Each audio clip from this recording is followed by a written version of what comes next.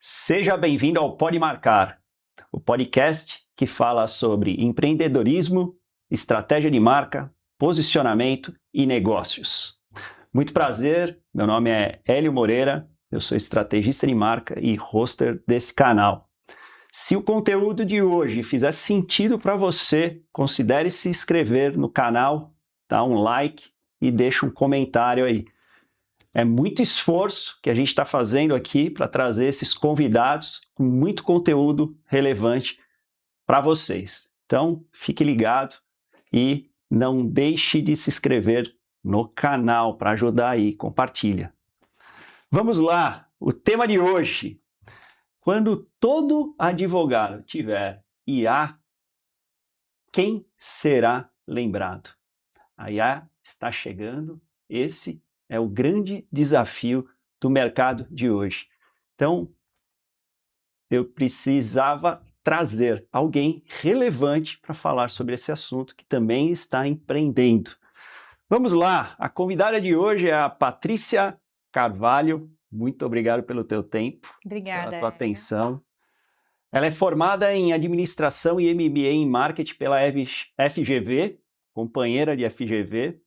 Logo no próximo episódio nós vamos trazer aqui um convidado professor de pós-graduação de lá. Então a FGV sempre trazendo grandes conteúdos para nós profissionais.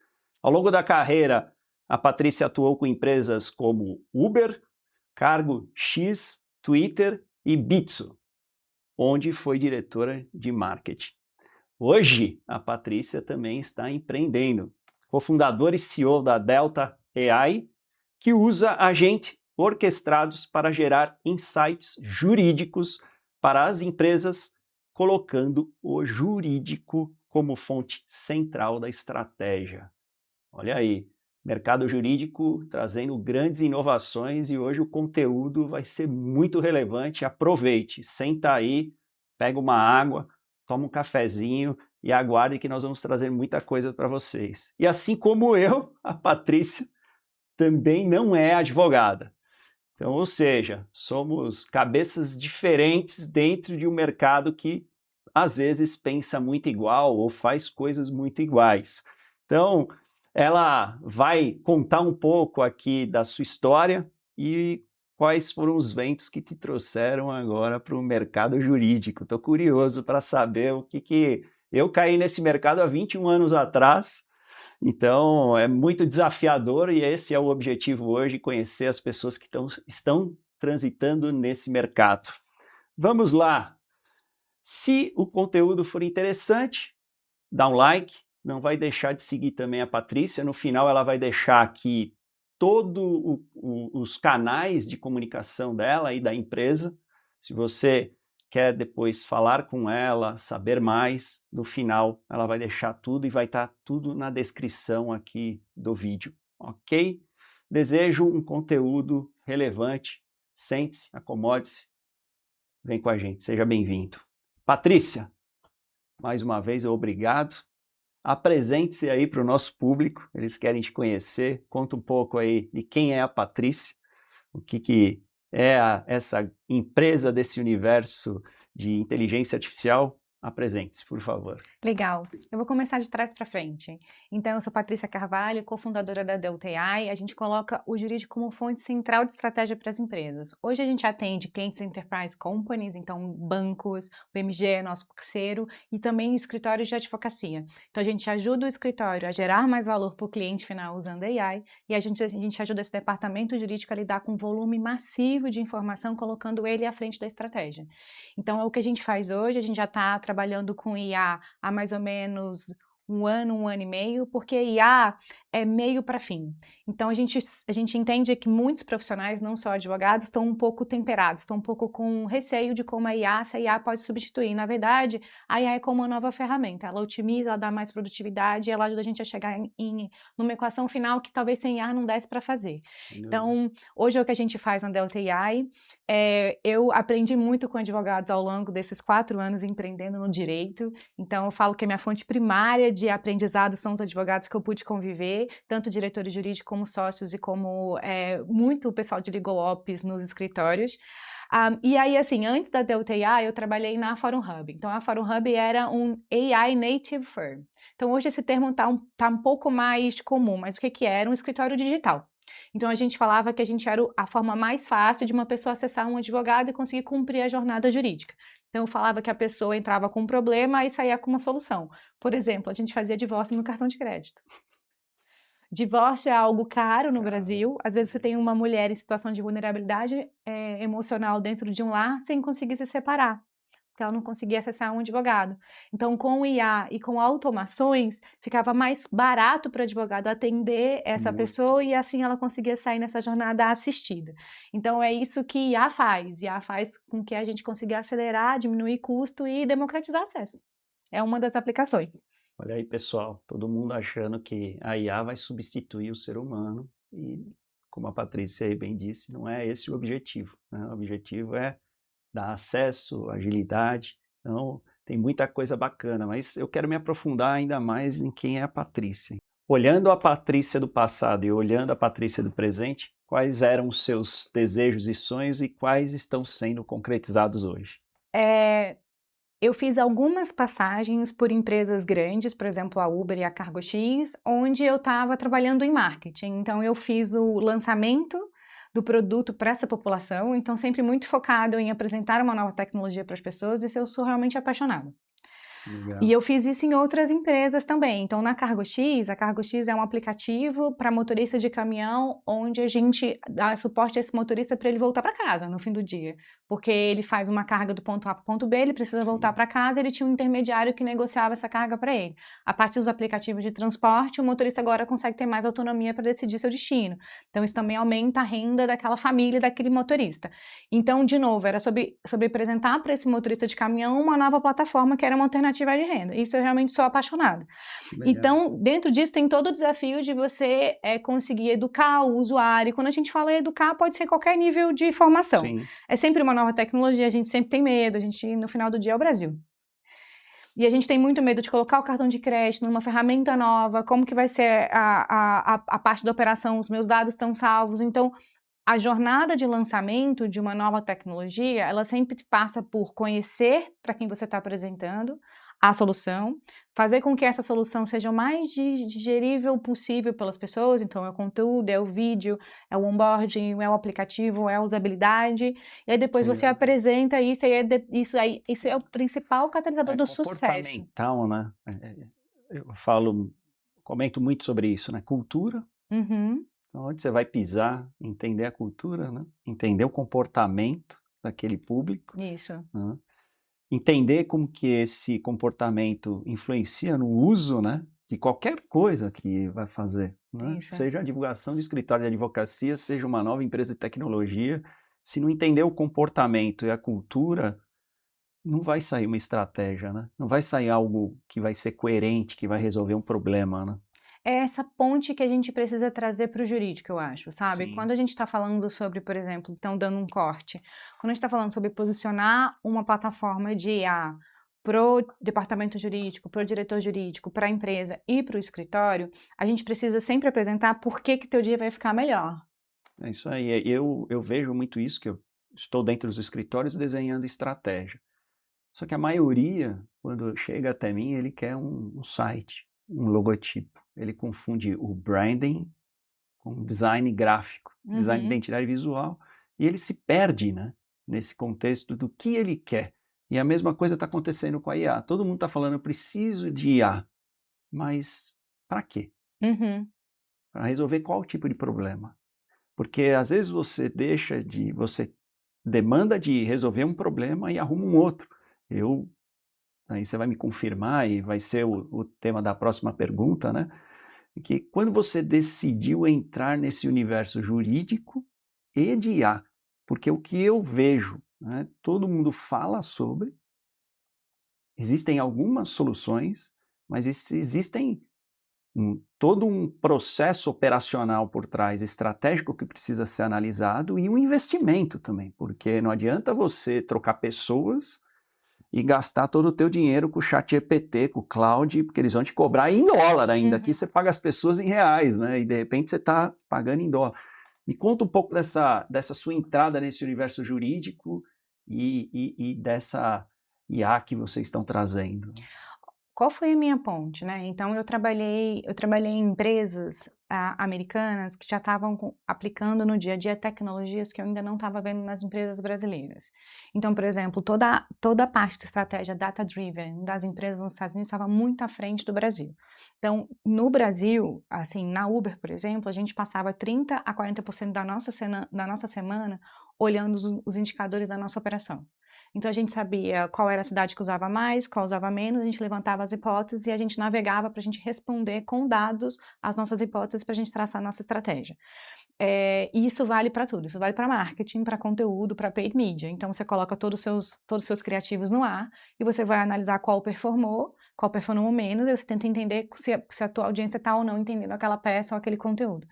Então, quando eu fui começar a estudar a tese jurídica, na verdade ela me encontrou, eu tive uma experiência específica onde eu precisei de um serviço de advogado e eu achei a jornada toda muito difícil. Então você ligava, eu lembro que eu falei assim, eu preciso de um advogado para resolver um problema um problema de aviação, a mala perdida.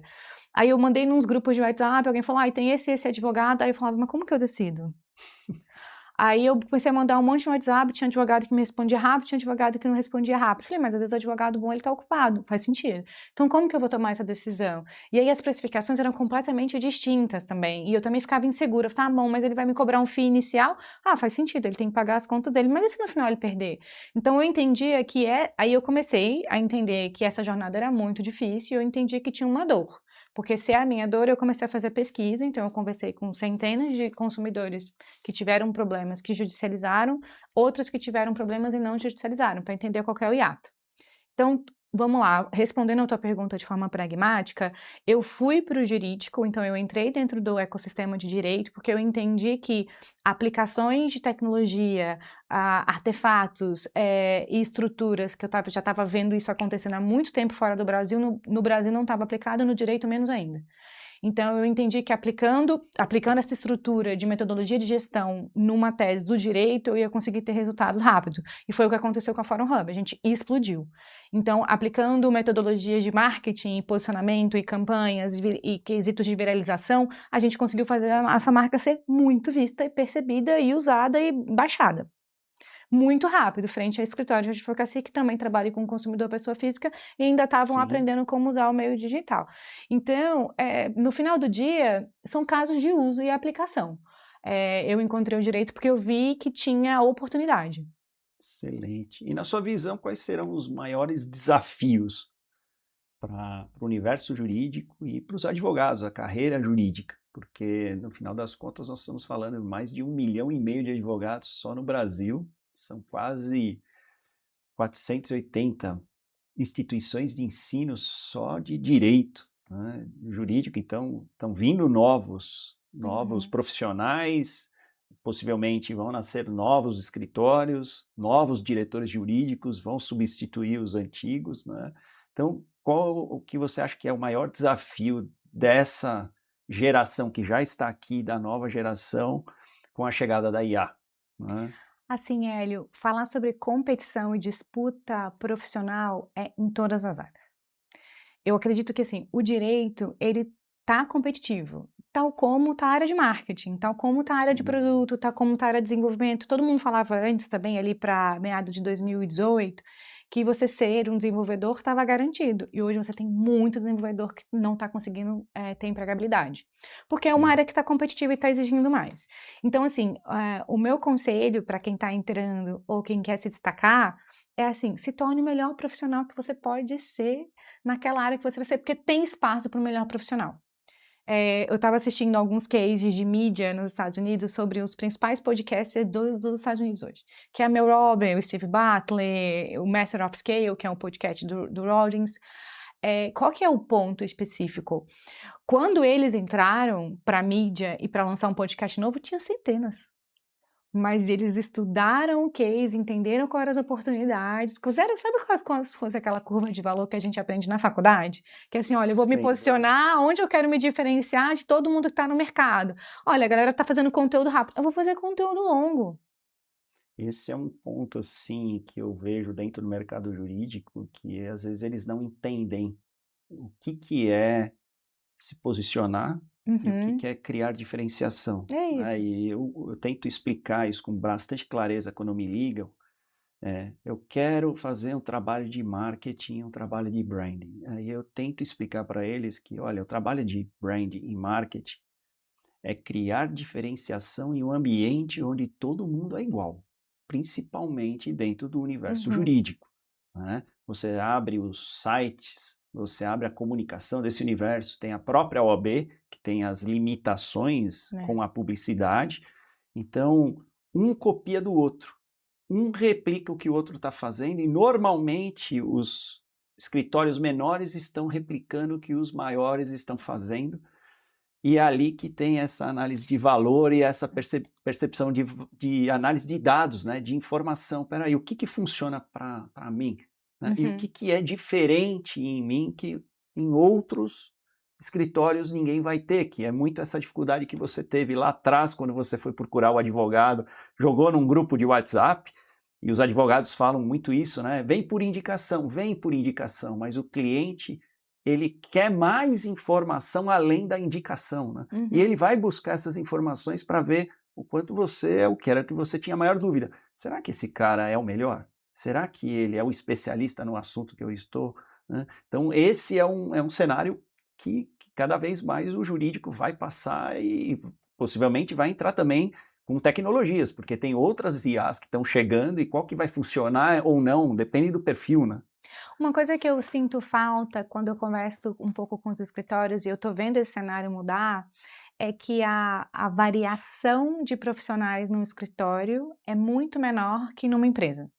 Então, se eu tenho um produto que eu vou lançar, ou um serviço, ou um curso, eu sempre vou ter na minha equipe uma pessoa de branding, uma pessoa de marketing, uma pessoa de mídia paga, o especialista no que eu estou gerando de conteúdo, a pessoa de edição de vídeo, de posicionamento, quem está fazendo a minha home, quem está fazendo meus anúncios, o especialista de novo, quem vai cuidar do suporte experience dessa pessoa que está entrando, eu vou garantir que meu carrinho está fácil de usar, eu vou comparar para entender essa jornada, eu vou entender onde eu estou perdendo essa pessoa no meu carrinho.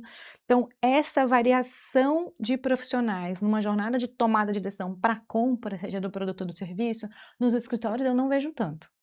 Hoje eu já tô vendo. Então, por exemplo, eu cito um parceiro nosso, que é o André Menescal, e eu fiquei completamente apaixonada pela marca do escritório, porque desde o primeiro dia eu conheci uma pessoa que fazia captação, e ela não é advogada também, ela é especializada em marketing, mas ela entendeu quais eram as minhas dores, ela entendeu quais eram as nossas oportunidades, daí ela faz o follow comigo, eu caio na roda, e o posicionamento da página do escritório tá super legal, tem muito vídeo, lançaram um podcast, então essa variação provavelmente está levando o escritório a resultados melhores do que os outros escritórios que estão fazendo marketing mais tradicional. Então, de novo, eu acho que a gente está tendo que ver essa mudança, tal como os escritórios passaram, outras indústrias também passaram. Os taxistas também passaram isso. Sem dúvida. Então, você tinha um setor completamente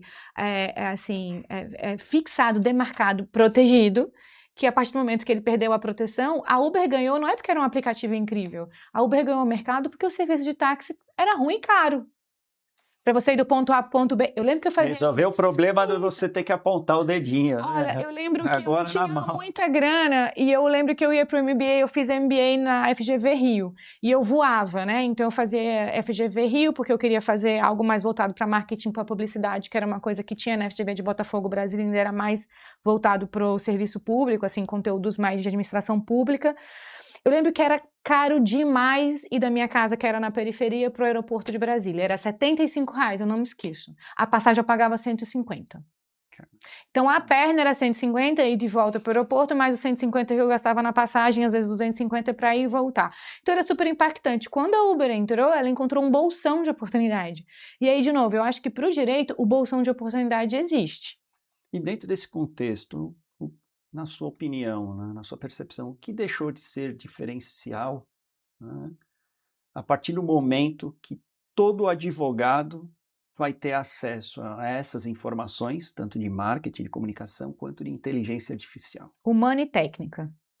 A diferença no humano vai ter que ser um atendimento mais personalizado, mais visando escala. Escala ele não faz sozinho. Então ele vai ter que ter jornada de atendimento, um pipe abastecido de clientes, um tratamento para essas pessoas, eventos para a marca aparecer, etc. Então aqui é uma camada de humano para atendimento. E técnica. Técnica vai ser como IA faz o trabalho que eu fazia mais rápido. Então, por exemplo, a gente tem, aí já falando mais de serviços, né, e do que a gente está inovando. Então, por exemplo, a Delta AI tem um produto de análise concorrencial. Então, por exemplo, um clientão nosso que a gente ama, que é do setor automobilístico, eles eram um departamento jurídico que tinham aí numa casa de 15 a 20 mil processos históricos de consumerista, então pessoas que processavam essa marca automobilística em 20 anos de análise. Eles nunca conseguiram olhar para essa carteira e falar, tipo, puxa, ao longo de 20 anos, o que a gente fez de bom? Nem é o que a gente fez de ruim, não. O departamento jurídico era muito bom, o ticket médio de solução era bom, o ticket de acordo era bom, mas o que a gente fez de bom nesses 20 anos? Eles nunca conseguiram olhar, o escritório nunca conseguiu parar, porque o escritório está fazendo o quê? A carteira. E acaba fazendo a repetição dos mesmos erros, das mesmas atitudes, acreditando que está certo, e eu vivencio isso no dia a dia ao ponto de chegar no cliente e falar que o trabalho de diagnóstico demora uma média de 40 a 90 dias, e ele fala, não, mas todo o marketing que eu pesquisei aqui, eles fazem em 30 dias tudo. Muito bom esse marketing. Porém, se você não entender todo o processo do escritório, como você bem disse, né? Tem que ter humano, técnico e tecnologia. É isso. Perfeito. Começa com humano. É. E humano é na profundidade. Então, fazer um diagnóstico principalmente do que você quer comunicar, é entender como você está sendo visto, como você está sendo lembrado, como você está sendo percebido. Eu venho notando muito isso. O mercado jurídico, às vezes, ele quer fazer um movimento, mas ele faz o movimento copiando um outro movimento, mas nunca estratégico. O que tem que olhar é o número. Por exemplo, ferramentas como o SEMrush vão conseguir te datar qual é o acesso de cada um dos escritórios em volume nos últimos 12 meses e por região. Número, você vai traçar a estratégia baseada no número. Então, por exemplo, nesse caso específico, o que a minha ferramenta de IA faz? Um escritório, se ele fosse pegar realmente um contingente de 15 anos de histórico, 20 mil peças de análise consumerista, ia demorar 60, 90, às vezes 120 dias para vir com diagnóstico e então traçar a estratégia. A gente fez em 2 semanas. Então, é isso que a minha IA faz. Esses são os projetos, é o que a minha ferramenta faz. Então, a gente usa agentes. Por que são agentes, tá? Porque os agentes orquestrados, eles não são autônomos. Isso limita a capacidade de alucinação da IA. Então, isso é o que o escritório precisa vender de diferenciação sobre o que ele faz. Porque, olha só, é sempre o trabalho consultivo com uma IA é o que gera o melhor resultado. Então, a gente foi lá, pegou esses 20 anos, colocou para a IA, treinou ela sobre quais eram as respostas e as hipóteses que a gente queria analisar, e a gente saiu com um filme. Então a gente consegue posicionar essa automobilística frente às outras 8 automobilísticas do mercado. Então eu sei que a minha concilia mais que a Toyota, eu sei que a Fiat perde mais no Nordeste, eu sei que a falha da Toyota está lá num airbag que explode, mas a perícia está fazendo um ótimo trabalho porque o ticket médio está acabando e essas ações estão sendo eliminadas cada vez mais. Então, assim, qual é o ponto, tá? É um trabalho consultivo com IA que dá velocidade diferencial. É isso que a gente está fazendo. E hoje a gente está trabalhando, por exemplo, junto com alguns escritórios. Então, dá para juntar tudo. Não precisa enxergar como uma ameaça. Esse é o ponto. Na sua opinião, o que vai separar um escritório, um diretor jurídico, um advogado comum aí, que não está usando dados, informações, processos, de um realmente que vai ser valorizado no mercado e vai ser mais percebido? Velocidade. Acho que todo mundo está muita pressa. Não tem como, assim, e é pressa e melhora na qualidade final. Acho que essas duas coisas, os advogados, os escritórios vão se diferenciar usando IA. Então, antes eu podia fazer uma análise de 10 mil processos, hoje eu posso usar 50 mil processos. Antes eu olhar só sua marca, agora eu posso usar sua marca e os 5 competidores que você tem. A gente faz esse produto para seguradora, por exemplo. Eu quero olhar como que tá. Então, tudo isso, o advogado com consultivo vai fazer mais rápido com a aplicação de IA, e as treinadas é cada vez mais dentro daquele escritório para se adequar a quais são o paradigma, não, quais são os arquétipos daquele escritório, por exemplo. Então, assim, se eu fosse responder em uma linha, tem que usar. E se a IA agora te dá todos esses dados com muito mais agilidade, te ajuda a fazer uma peça jurídica, que hoje muitos advogados e juízes, né, estão aí utilizando a IA para resumir jurisprudência, responder dúvidas jurídicas, enfim, eles estão usando tudo isso de uma maneira, às vezes, intuitiva. Uhum. Eles estão vendo na internet e eles estão colocando, né? Na sua percepção, onde vai ser o fim disso, desse uso inadequado, inexperiente da IA e das tecnologias no processo jurídico como um todo? O que a gente já está vendo são os erros datados da aplicação de IAs não personalizadas e não orquestradas, não organizadas para o escritório. Então, por exemplo, se você tem uma empresa, né, uma enterprise company, que tem um volume muito alto de novos processos contra essa marca, ela está aplicando o IA para fazer as defesas, se você não treinar muito bem os guardrails, né, se você não treinar muito bem aquela IA para obedecer quais são as regras daquela peça, essa IA pode alucinar e gerar um resultado final, e aí, ao final do processo, você não consegue, de trás para frente, fazer uma análise do que ela saiu, o que ela não saiu, porque a gente está falando de jurisprudência, está falando de normativos, etc, etc. Então, acaba dando mais trabalho você revisar o trabalho da IA do que você fazer sem a IA. Então, o que você precisa é treinar a IA para fazer o seu trabalho. No final, tudo vai ser o ser humano com estratégia e personalização. É. Não adiantar. Ah, eu tenho a IA, agora eu vou resolver. O grande desafio, eu acredito, para todos, né, inclusive para nós de marketing, que estão vindo muitas ferramentas de IA até para marketing, hoje até para design, para comunicação, para fazer site. Ela dá uma grande agilidade, mas às vezes ela tira essa personalização, né? É quase como se fosse uma corrida que todo mundo chega. Então, assim, a gente precisa todo mundo ter site. Você deve ter vivido isso, né? E Muito. todo mundo precisa ter Hoje. site. Então tá bom, todo mundo vai ter site. A gente precisa todo mundo de Instagram. Tá bom, todo mundo vai ter Instagram.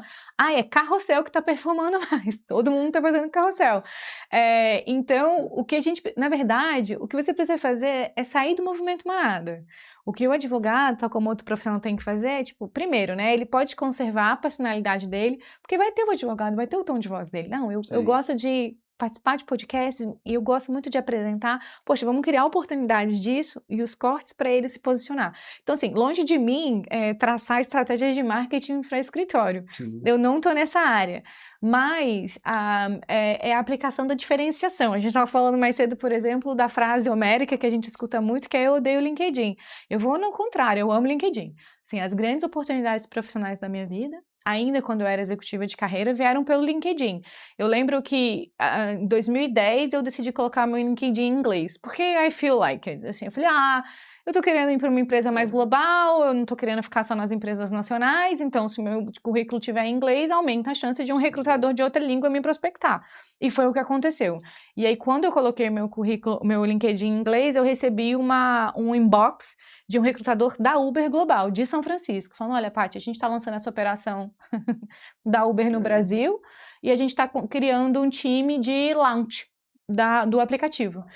Esse aplicativo chama Uber, já está em 50 países, a gente está crescendo a 10 dígitos mês e a gente está querendo compor esse time. Esse mesmo recrutador mandou a mesma mensagem para 10 amigos meus de faculdade, porque o filtro do recrutador era o UNB. Os 9 ignoraram, só eu respondi e a minha vida guinou a partir daí. Então, a gente precisa sempre se posicionar e usar tudo aquilo a nosso favor. Então, assim, tudo bem, eu tenho um caso de amor com o LinkedIn, as outras pessoas podem não ter um caso de amor com o LinkedIn, mas você também já deve ter ouvido essa frase que é, eu odeio fazer conteúdo, então não faz. Eu também Já é difícil se diferenciar amando alguma coisa. Odiando, as minhas amigas sempre falam isso, Paty, mas eu odeio fazer conteúdo. Eu falei assim, então volta depois. Porque, assim, é muito isso. Pra ser bom, já tem que amar, assim, se você vai amar uma coisa e pra ser bom é difícil, imagina odiando. É igual startupeiro que é CEO de startup que odeia vender. Ai, Paty, olha, eu gosto de dinheiro, eu odeio vender. Eu falei, então a gente vai ter que fazer outra coisa da vida. O próprio advogado, a grande maioria, não sabe se vender. Ele não sabe se posicionar, ele não sabe se comunicar, mesmo? ele fala que o cliente dele não está no LinkedIn, o cliente dele não está no Instagram, o cliente dele não está no TikTok, não está no YouTube, e aí a pergunta é essa, será? Então, um professor de Stanford assistindo uma palestra, uma aula dele, ele pôs na tela uma referência de uma imagem de uma largada de Fórmula 1, Uhum. né, num dia de sol. E ele fala assim, olha, os mercados seriam representados como uma largada de Fórmula 1. Tá todo mundo pronto, todo mundo querendo acelerar, só que está num dia de sol, céu aberto, um terreno fértil, uma pista muito boa, uma reta maravilhosa para todo mundo acelerar. Mas os bons de verdade vão acelerar nos dias de chuva. Vão conduzir os seus carros num dia de chuva. E aí ele mostra a foto do Ayrton Senna numa cena em Mônaco, dirigindo no dia de chuva. E aí ele complementa. A constância vem com uma obsessão daquilo que você quer, aí você quer muito, você se prepara muito, cria todos os objetivos e estratégias para aquela preparação e mantém a constância. E você vai fazer o que é diferente para você alcançar e ser a referência no mercado. Então, ou seja, largada num dia de sol, numa reta, todo mundo pode competir de igual por igual ali. Agora, nos dias de chuva, são os poucos. E você comenta que as pessoas odeiam o LinkedIn. Eu amo o LinkedIn, eu tenho muita ativação dos meus conteúdos lá. E quando vai conversar com qualquer profissional, ou do mercado jurídico principalmente, eles entram nesse contexto. Eu não vou criar conteúdo. Não, meu cliente não lê. Meu cliente não está nesse canal. Então eu digo para eles, então vai para o mesmo canal que os outros escritórios, que os outros mercados estão indo, para você vai ser como você correr numa reta. Todo mundo pode acelerar. Tem outros caminhos que é como correr num dia de chuva. Então, como esse professor de Stanford relatou, um professor de Stanford, por uma corrida na linha reta e depois colocar uma foto do Senna correndo em dia de chuva, é que ele é um fã do cara e ele complementou. Esse cara fez o que era diferente. Enquanto todo mundo estava lá deitado, dormindo, não querendo tomar chuva, se molhar, ele foi se molhar e ele foi pegar no batente e fazer o que ele queria fazer com tanta diferenciação. Teve um episódio da Mel Robbins com o autor do livro de Hábitos Atômicos, e ele fala muito sobre constância e sobre show up, então sobre aparecer nos dias que você não está bem. Então ele fala, se uma pessoa está no dia 0 e ela quer emagrecer 10 quilos, 15 quilos, se são 90 dias, são 360 dias, um ano, ela não vai estar se sentindo bem nos 360 dias, mas ela vai show up, ela vai aparecer mesmo no dia que ela não está bem. E eu trago essa analogia muito para o meu empreendedorismo, assim, né? Eu estou construindo uma empresa que eu quero um futuro dela, né? De margens cada vez mais positivas, faturamento crescente e uma possível saída. Então, eu falo, se vai demorar 3 anos para fazer e hoje eu quiser viajar, vai demorar 3 anos e um dia. Não significa que eu não viaje, mas significa que eu faço a conta exatamente da linha de chegada. Então, quando a gente está falando sobre empreendedorismo e sobre se diferenciar, acho que a constância fala muito isso. E no podcast da Mel Robbins, que ela entrevista o autor, ela fala, nossa, mas você deve ser um mago dos hábitos. Ele falou, não, era muito ruim. Quando eu comecei a escrever o livro, na verdade, eu apliquei na minha vida a alteração dos hábitos, os hábitos curtos, depois os hábitos maiores, para eu modificar a sistemática de como eu tomava a decisão no meu dia a dia.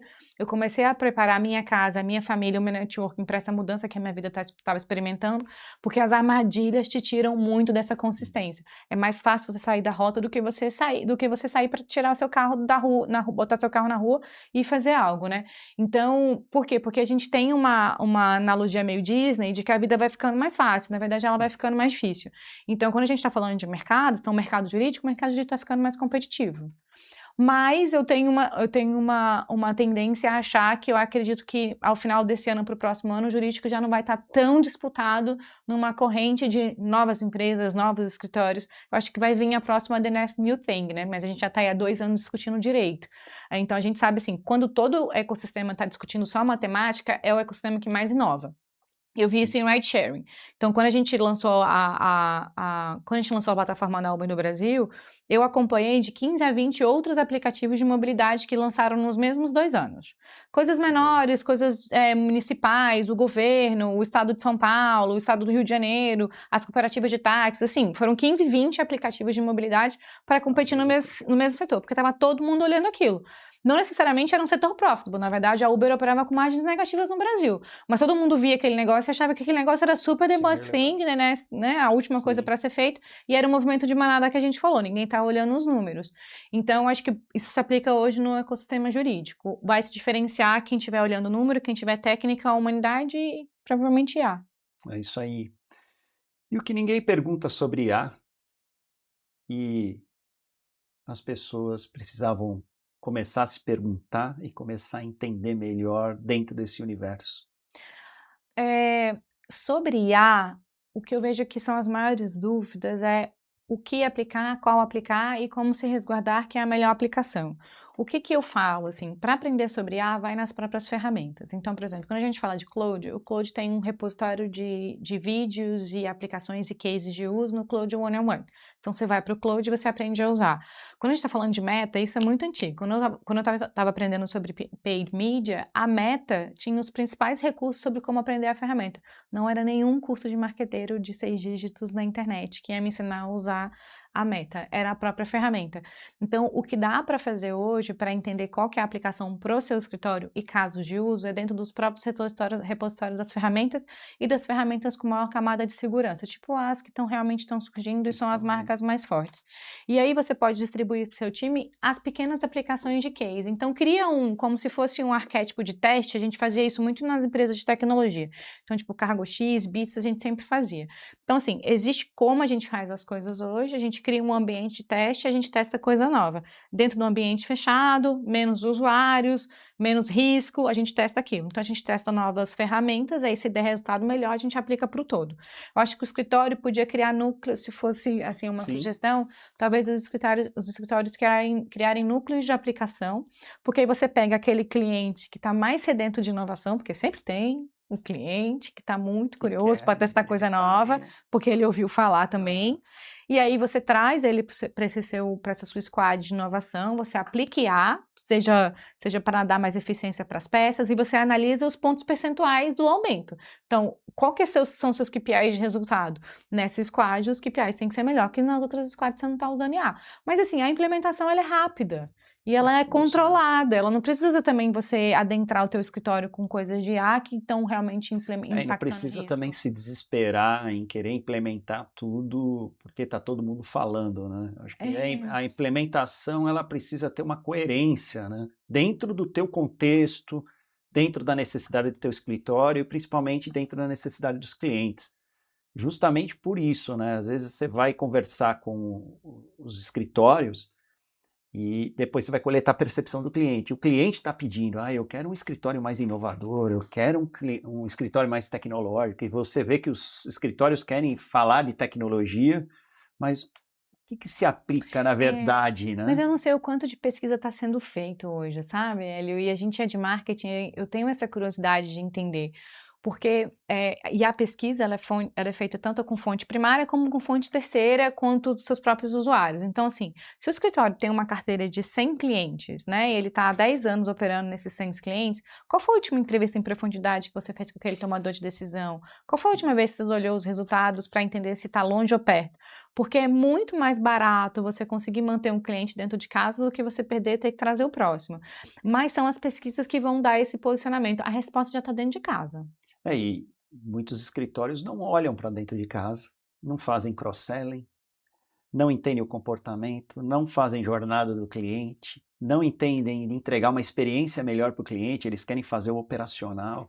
E eu dou muito esse exemplo de que as plataformas e tecnologia vão chegando, elas vão ocupando seus espaços, porém, se elas não evoluírem com o comportamento, com a necessidade e com as dores, elas vão ficando para trás. Eu sou da época do Orkut, né? O Orkut morreu.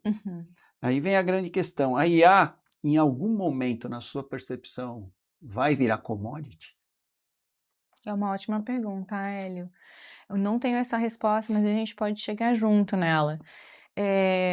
A gente assistiu à ascensão de outras tecnologias que a gente achava que ia mudar o mundo. E o que eu vejo, não é que elas mudaram o mundo, mas elas mudaram setores. Então, quando a gente começou a discutir blockchain, a gente falou sobre uma nova camada de relações contratuais e operações diretas que blockchain protegia e era enabler, né? Era uma camada facilitadora. Então, o blockchain ele não conseguiu ser aplicado a todas as empresas que queriam colocar blockchain, mas em alguns setores foi diferencial. Quando a gente fala de redes sociais, então a forma como as redes sociais operavam, tipo o Facebook, ele tinha todos as variáveis de uma plataforma que provavelmente não ia morrer, mas ao longo do tempo ela não conseguiu se atualizar e ela foi perdendo a audiência. Então, qual que é o ponto sobre IA? Eu não acredito que IA vai ser para todos os escritórios, mas alguns escritórios vão solidificar o uso do IA. Vão conseguir se adaptar àquela realidade, vão conseguir aplicar e usar com eficiência. Exato. Por exemplo, eu trabalho muito com escritórios de contencioso. Por quê? Porque é a melhor aplicação de IA, porque a IA consegue lidar com volume de dados com mais agilidade e criar cadências e resultados que apresentem numericamente diferenciais para esse escritório que está lidando com contencioso. Já os escritórios consultivos, eu não vejo IA tão aplicada. Porque o consultivo é realmente aquela marca que você tem os profissionais que se diferenciaram com experiência em 10, 15 anos de carreira, experimentam aquilo, olham o numérico, né, das decisões dos magistrados, de tendência, de voto, etc, etc, e aí junto conseguem dar um consultivo específico para aquela indústria, por exemplo. Eu vejo IA diferenciando um pouco esses escritórios. Esse é um grande desafio para o mercado, né? Uma de se posicionar, criar essa referência, principalmente no consultivo. Uhum. O consultivo ele é muito estratégico, ele depende ainda muito do humano ali à frente do contexto, mas eu vejo também muito essa questão do advogado de negócios. O advogado que não mais só olha para as leis, mas ele começa a olhar para o contexto de negócio. Ele quer entrar, está ao lado do cliente dele, olhando o business do negócio. Eu, assim como você, empreendo há algum tempo, já tive algumas entradas e saídas de algumas startups, e uma delas que eu fundei foi nos Estados Unidos, foi a Doletinha. Nós vendíamos dólar parcelado no cartão de crédito aqui no Brasil.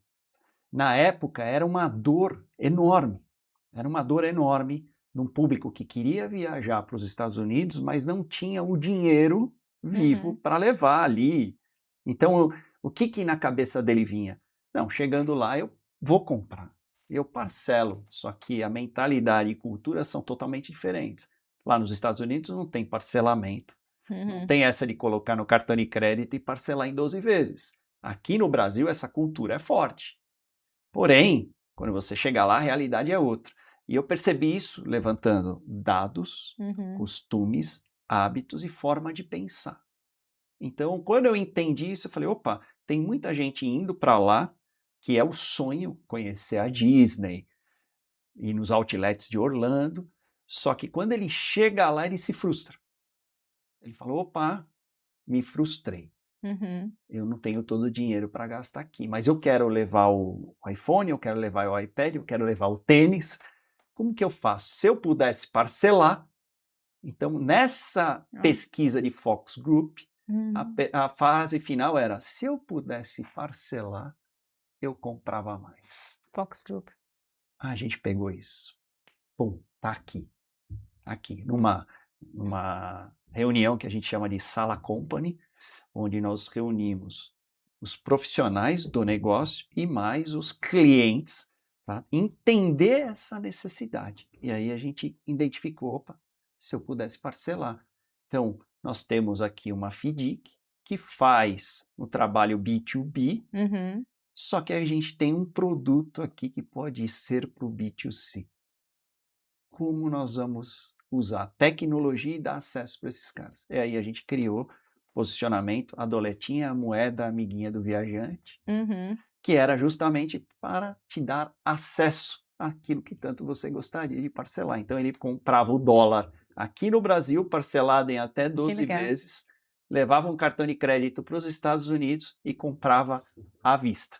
O meu desafio aqui no Brasil não foi grande, mas quando chegou lá nos Estados Unidos, o maior desafio era chegar lá na rede Simon, nos outlets, e dizer para eles que eu queria colocar um adesivo 12 vezes sem juros no cartão A Doletinha. Eu queria colocar isso nas lojas Você conseguiu colocar? Eu não consegui colocar. Eu fiz reuniões atrás de reuniões, levei como um funil de aquisição a educação, fechando todos os lojistas. Você vai comprar na tua loja, mas o brasileiro, que é 80% de quem entra aí na tua loja. Era 80%, estava quase 90% era brasileiro que ia para os outlets, ele ia entrar na sua loja, eles vão comprar mais, eles vão consumir mais, mas eles falavam assim para mim, não, nós não parcelamos em 12 vezes. Eu falei, você não vai parcelar. O parcelamento ele já fez no Brasil, mas ele vai comprar aqui à vista. Só que na mentalidade do brasileiro, se ele vê 12 vezes sem juros, na cabeça dele ele está parcelando. Eles tinham medo de confundir os outros 20%? Eles não entendiam esse processo. Na cabeça deles não funcionava. Não funcionava. Não, eu não posso falar, porque a lei, e porque lá tem todo um jurídico, funciona, né? Sim. Funciona real. E eu falei, não, nós vamos colocar embaixo as informações, não vai ser em letras pequenas, vai ser em letras grandes, você vai dar um cupom, na hora que ele comprar, você vai dar um cupom que você entregou e o pagamento foi à vista, você vai dar com imposto, tudo certinho. Você vai cobrar o imposto no cartão, vai ser todo o processo. Você não conseguiu vencer essa... Não conseguimos vencer essa barreira deles lá, por conta de cultura.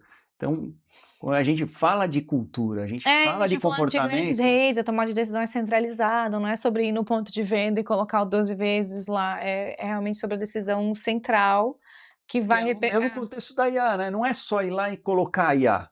É para quem, como vai usar, quem vai utilizar, quais os dados a gente quer coletar, porque eu vejo muito que isso está pulverizando de tal maneira que as pessoas estão usando e ao ponto de eu fui dentro de um escritório e eles falaram que usavam IA. Eu sentei e falei, cadê a IA? Eu fui ver as IAs que eles contratavam. Agora eu quero fazer, quanto vocês gastam por token gerado? Eles estavam gastando mais de 15 mil reais em token. Eu falei, justifica o valor, o uso da IA com todos esses tokens? Vocês distribuíram a IA para o escritório inteiro, indevidamente, vocês estão gastando 15 mil reais de token e vocês não sabem nem por quê e para quê. E o resultado disso, vocês nem mensuraram isso. Isso é importante. Tanto para ferramentas de marketing, quanto para ferramentas de uso do dia a dia. Se você cria a squad de inovação, você demarca o D0, quais são os KPIs que você quer mudar, fica mais fácil você voltar para o cenário anterior e conseguir demonstrar resultado. Eu acho que a gente pode falar com uma pessoa específica, que às vezes é quem está ouvindo o podcast, que é esse advogado inovador que está querendo levar a inovação para o escritório. Eu sei que você está se sentindo não ouvido, mas a gente agora vai te dar um microfone que talvez você consiga ser ouvido e você consegue mobilizar essa tomada de decisão. Porque, assim, sendo sincero, dentro das organizações, situações como a que você passou, onde existe uma barreira de conceito, né? Você precisa quebrar aquilo de alguma forma, e aí você vai fragmentando. Pode ser por números, pode ser por pesquisas, pode ser por comparativos entre escritórios, você coloca todos os escritórios que você quer se diferenciar, o que eles já estão publicando sobre IA, se está usando não sabe, a gente não sabe. Mas essa inovação, ela começa de um protótipo de business case, mais ou menos. Então, o escritório está aqui e a gente quer levar esse resultado. Vamos experimentar nessa marca específica, esse cliente de seguradora ou esse banco aqui que está enfrentando esse desafio dentro do ecossistema deles e a gente presta serviço, como que a gente pode melhorar o resultado final? E chama esse cliente para ser protagonista com você. Porque a barreira, ela existe porque o não é humano. O não é confortável, é muito mais fácil eu falar não para a tua inovação e ficar seguro de onde eu tô, do que ter que mobilizar e tomar risco. No final do dia é sobre isso. Eu lembro da primeira conversa que a gente teve, ou days, na Uber para lançar dinheiro no Brasil. Quando a gente fez o pitch de dinheiro, cédula no Brasil para os Estados Unidos, a gente tomou um não homérico. Assim, a gente nunca vai lançar dinheiro, porque dentro da jornada sem fricção, a pessoa entra no carro, sai do carro, paga no cartão, eu vou ter que ter um mercantilismo aqui, de uma contagem de dinheiro, nos Estados Unidos está muito longe. Tudo bem, você já me deu ou não. Então a gente trouxe dados da Febraban, a gente falou, o brasileiro tem nível de capilaridade bancária de tal, tantos por cento da população ainda não tem. Olha o nosso número da plataforma. O que a gente via é que até o dia 5, a gente tinha um volume de viagens que caía 25% na semana do 5 ao 10. Então, até o dia 5 ele era pouco, do 5 ao 10 aumentava e depois caía de novo, que é quando o dinheiro acabava nos cartões de crédito, de débito, né? Então, você tinha cartão de crédito, então o brasileiro também não tinha acesso a crédito. Mas tudo isso para contar que o número ajuda a fazer a quebra da objeção. A quebra da objeção. Então, assim, o advogado inovador, ele está na frente, ele já quer inovar, ele só vai precisar se munir de informação. Então, marketing. Então, um trabalho com você de posicionamento de marca, de onde esse escritório precisa fazer, o que ele quer construir, quem vão ser os porta-voz, os media trends, etc, etc, tudo isso. Mas aí, junto com o cliente, você que é case. Case embaixo do braço, a Delta AI, os primeiros protótipos que a gente rodou gratuitamente. E não existe nada gratuito, a gente pagou para trabalhar. Sem dúvida. Tá? Foi um investimento, na então, verdade, assim, mostrar, o né? primeiro cliente, ele falava, nossa, Paty, que legal, a gente não consegue aprovar. Você consegue aprovar a minha entrada? E você consegue me dar os seus dados? Porque aí, junto, eu vou conseguir, a gente vai demarcar o D0. Aí, com o primeiro case embaixo do braço, eu fui pro segundo. Não, essa marca já tá comigo, essa marca já tá comigo. E aí, a gente conseguiu fazer o destravamento dos novos clientes. Hoje, a gente atende Mafre, Verisuri, Ford, BMG, todo mundo tá com a gente. Mas até o primeiro entrar, foi difícil. Objeção. Aí, é vendas, é treinamento, eu voltei a ler, gatilhos. Tem jeito, né? É estudo, é profundidade, é constância, é consistência. E saber que você é ruim. Eu acho que essa frase é muito boa, assim, Paty, como que é vender? Eu falei, eu não sei ainda, eu vou me apaixonar, vou ficar bom, mas o que eu sei é que eu sou ruim. Eu achava que na época da Fórum Hub eu fazia pitch de startup, né? E na Fórum Hub era uma tese mais fácil de explicar, porque era uma tese sem IA, era uma tese mais de automação e eficiência e democratização de acesso, então ela tinha mais storytelling. Quando eu fui para a Delta AI, eu falava, não, eu sou muito boa de pitch, meus primeiros pitches foram horríveis. E aí eu usei muito IA, então hoje o Claude para processamento e melhoria e criação de estratégia é o melhor. Então, por exemplo, todos os pitches que eu faço e todas as reuniões de venda que eu faço, eu coloco para o Claude analisar quais são os meus pontos fortes, quais são os meus pontos fracos. O problema da IA na aplicação é que ela é bias, ela tende a dizer o que você quer ouvir, sabia? E o vício da própria IA, né? Você tem que tirar da IA, assim, olha, provoque a minha melhoria. Eu não quero que você diga que eu sou muito boa nisso. É isso aí, a Patrícia, bem que você falou. Então, ser ruim nisso. Subir livros nas minhas IAs. Então, a gente usa consensos e outras IAs que a gente pode subir livro. Então, os livros de venda alicerçam isso. Mas, de novo, aí são casos de uso meus, pessoal. Gente, muito conteúdo, muita relevância aqui. A Patrícia mandou bem. Acredito que tenha agregado para vocês. Já estamos chegando ao fim aqui do nosso podcast. Eu sempre vou fazendo um desfecho aqui para todos vocês. Eu trago sempre uma dica de livro para todo mundo. E hoje eu trouxe o Essencialismo. Um livro que é provocativo em todos os sentidos, até do papo que a gente teve aqui, né? O dizer não muitas coisas é uma grande habilidade, né? Então, gente, às vezes estão querendo implementar, fazer coisas de IA, tome cuidado, às vezes dizer não é um objetivo claro, precisa ter clareza, então fazer menos e fazer mais direcionado, então às vezes as pessoas querem ter muito, mas é o pouco, é o mínimo, é o essencial, funciona e funciona bem feito, então não crie muitas estratégias. E se você quiser ler, tem aqui na aba, eu vou deixar no link aqui na descrição, vai ser fundamental para vocês. E agora eu vou abrir o espaço para Patrícia deixar os contatos dela aqui, onde que a gente pode encontrar a Patrícia, a Delta AI. Deixa aqui para o pessoal saber como que pode falar com você.